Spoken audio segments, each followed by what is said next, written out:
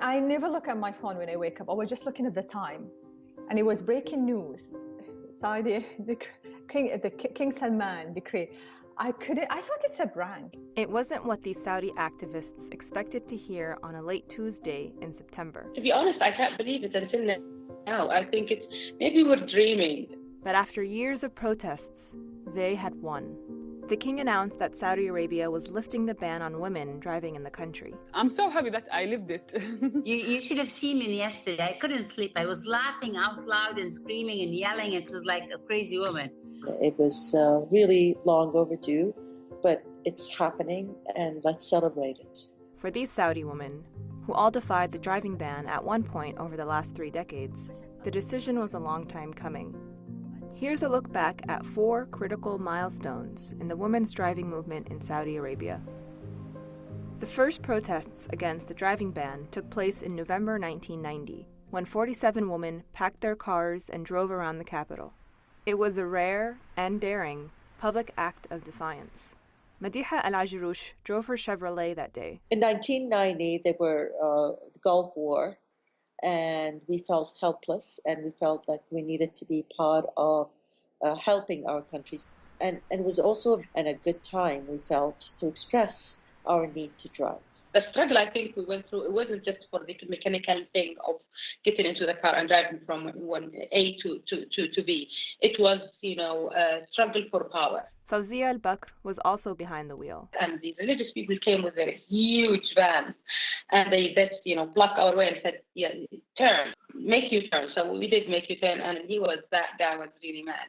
And said, oh, I'm going to kill you. I wish I could kill you because you're destroying our society, you're destroying our women. A lot of us were scared. We were aware of the magnitude of our action. Nevertheless, we did take that big step. The backlash was immediate. The Interior Ministry argued that women driving contradicted Islamic society and harmed the sanctity of women. It went on to stress that women were strictly not allowed to drive. At least half a dozen women lost their teaching jobs. Others were told to keep a low profile. A leaflet with the names of the women was anonymously distributed throughout Saudi society. It was titled, "The Name of the Fallen Women, the Advocates of Vice and Corruption on Earth." The harsh response curbed public acts of defiance for nearly 2 decades. It took nearly 21 years for another large-scale campaign to kick in. The year was 2011, and the Arab Spring was raging across the Middle East. Activist Manal al-Sharif seized the opportunity. She became the face of a national campaign encouraging even more women to get behind the wheel. With the social media, really, with the help of social media, people use it to get reconnected with their friends. We use it to start revolutions and social revolutions like this one. In May that year, Manal drove her car twice. For that, she was arrested at her home in the middle of the night. She spent 9 days in jail. It's like we went back in time 21 years because the reaction was the same. Instead of being against 47 women, the same reaction was against one person. That was me. Nothing really provoked the society, especially the extremists, more than the sight of a woman behind the driving wheel. 2 years later, in 2013, dozens took part in yet another nationwide campaign. This time, women were encouraged to post videos of their acts of defiance online. Sahar Nassif was one of these women. She says her goal was to actually get arrested. Doing that would bring more attention to the cause. I never feared for my safety when I was driving, and I drove 5 times. The major time was on King Road, and I was stopped by 7 police cars like I was a drug dealer. I had a bag with me, and I had my cream, a few change like clothes for 3 days because I expected to be in prison for 3 days. But that never happened. Instead, a male guardian picked her up from police custody. He had to sign a paper, and that paper said if I drive again, he's going to be in trouble. My son or anybody, they're going to take the blame because I'm helpless. The other thing I had to sign too, promising that I'll never drive again. أهلاً معكم لجان الهذلول. أنا الآن في One of the most notable protests in the history of driving activism happened in 2014.